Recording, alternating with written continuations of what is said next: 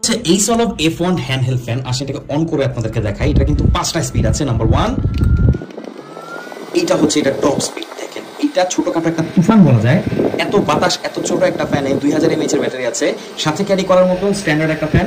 আপনি এটাকে যে কোনো জায়গায় নিয়ে গেলে মানুষ জিজ্ঞেস করবেই যে ভাই এটা কি জিনিস, এত বাতাস, মানে আওয়াজটা হচ্ছে একদম জেট প্লেনের মতো।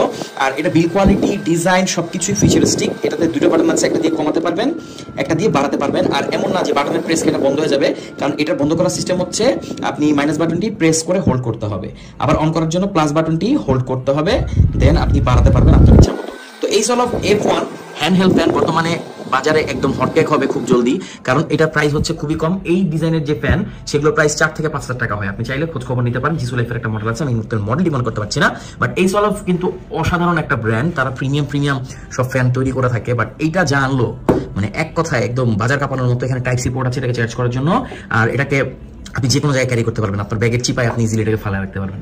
তো কেমন লাগলো এই সলভের এই ফ্যানটি অবশ্যই কমেন্ট করে জানাবেন। আর এরকম একটা ফ্যান আপনার কাছে থাকা উচিত কিনা আপনি বুঝতে তো পারতেছেন যে এই গরম ভাই।